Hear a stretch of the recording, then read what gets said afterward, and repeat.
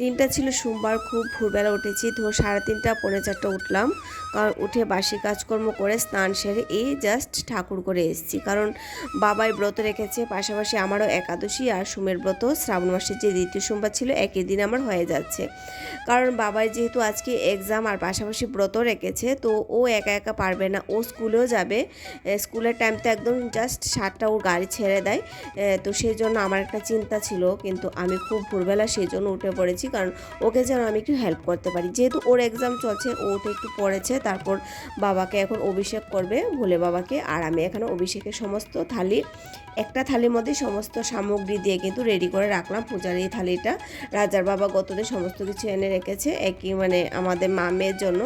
আর যেহেতু একাদশী পড়েছে, তো একই সঙ্গে বাজারটা আমাদের হয়ে গেছে। তো আমি ওকে কিন্তু খুব হেল্প করছি, যেহেতু ওর একদম প্রপার এক্সাম চলছে। আর যেহেতু উপাস থাকবে, ওর তো নিজস্ব একটা টেনশন আছে। তো সেই জন্য ভাবলাম ওর মতো ও থাকুক, আমি ওকে হেল্প করে দিই। তো বলে দিচ্ছি, ও নিজের থেকে কিন্তু, তাছাড়া ও পারে, কিন্তু ও যেটা পারে ওর একটু সময় দরকার। তো সেটা আজকে আর হবে না। তো সেই জন্য ভাবলাম আমি একটু বলে দিই, পাশাপাশি আমিও একটু সাহায্য করে দিই। আর আমার সঙ্গে ঘরে পূজাটাও কিন্তু একই সঙ্গে ওই দিন হয়ে গেছে, কারণ 7টার আগে আমি ঘরে পূজা আর ব্রত কিন্তু আমার কমপ্লিট। তারপর ব্রত ভেঙেও নিয়েছিলাম মা মেয়ে মিলে।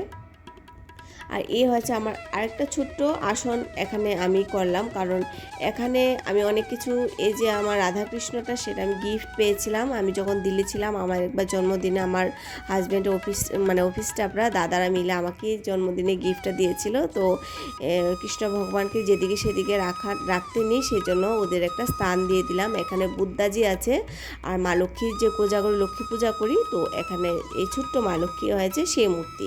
কোজাগরী লক্ষ্মী পূজার দিন আমরা এনেছিলাম। আর এখানে একটা ছোট্ট করে সেলফ বানিয়েছি ক্লেম দিয়ে, যেন এখানে মোটামুটি সব ভগবানদেরকে রাখতে পারি।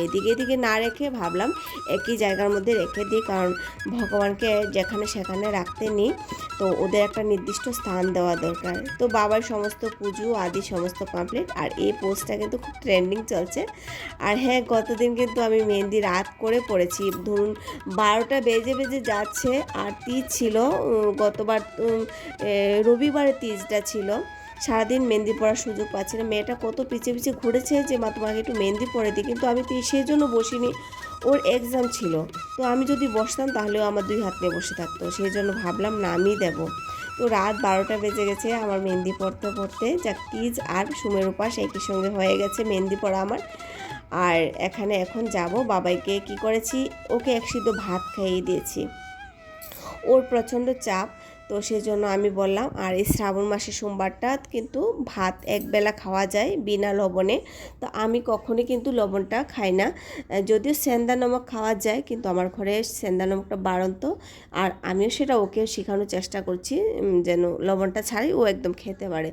আলু দিয়ে একটু মানে সিদ্ধ ভাত আর ঘি দিয়ে ওকে খাইয়ে দিলাম। আর স্কুলে সাগুদানা, তারপর একটু আম আর একটু কলা ঘি দিয়ে চিনি দিয়ে সুন্দর করে ভোগ লাগিয়ে প্রথম ভগবানকে ভোগ দিলাম। সেই ভোগ আমি বাবাইকে দিয়ে দিয়েছি স্কুলে, সেটাই আজকে দুপুর পর্যন্ত খাবে, তারপর দেখা যাবে। তারপর তো এসে স্কুল থেকে এসে আর মানে এত ভোরবেলা উঠেছি, মাঝখান দিয়ে একটু শুয়েছিলাম। আর জানেন তো, আজকে খুব ভোরবেলা উঠেছি, সেই বলে কিন্তু আমার হাতে অনেকটা সময় ছিল, নিজের জন্য একটু সময় বের করতেও পেরেছি। মনে হয় প্রতিদিন উঠি, কিন্তু প্রতিদিন তো এত ভোরবেলা ওঠা সম্ভব নয়। আর এদিকে রাজার বাবা একটা ড্রাম পেয়েছে, এটা আমাদের ঘরে ছিল না, এটা নতুন করে পেয়েছে। আর দেখে আমার এতটা হাসি আর টেনশন পেয়েছে, কারণ এত বড় ড্রাম কোথায় রাখবো, প্রথম কথা। হাসি দিয়ে তো সুন্দর করে স্বাগত করেছি, এত সুন্দর একটা জিনিস, কাজের জিনিস পেয়েছে, কিন্তু এটা রাখবো কোথায় এত ছোট ঘরের মধ্যে। আর বাথরুমটা আমাদের বেশ বড়, কিন্তু যদি এখন এটা ঢুকাই অনেকটা স্পেস নিয়ে নেবে। সেই জন্য ভাবলাম এখন কি করি। কিন্তু যাই হোক, এত সুন্দর জিনিসটা পেয়েছে, সম্মান তো করার দরকার। কিন্তু পরে শুনলাম রাজার বাবা বলেছে এটা পোস্টিংয়ে আমরা নিয়ে যাব সঙ্গে করে, আর প্রচুর জিনিস কিন্তু আমরা এটার মধ্যে করে তখন নিয়ে যেতে পারব। বর্তমান তো আমরা জলের জন্য এটা এনেছি, তা পোস্টে তো আমরা জিনিসপত্র ঢুকে পার্সেল করে পাঠিয়ে দেব। গত মানে কিছুটা ব্লগে আমার দিদিরা আমাকে কমেন্ট করেছে, ছোটো ব্লগ হলেও আপনাদের কাছে নাকি আমার ভিডিওগুলো খুব ভালো লেগেছে। থ্যাংক ইউ সো মাচ এভাবে আমাকে সাপোর্ট করার জন্য। তো আজকে রাজা, আমি, প্রিয়াঙ্কা, আমরা 3জন ব্রত রেখেছি, বাকি রাজার বাবা রাখতে পারেনি। তো রাজার বাবার জন্য একটু সবজি বানাচ্ছি, মানে আলু দিয়ে আর ছড়া দিয়ে।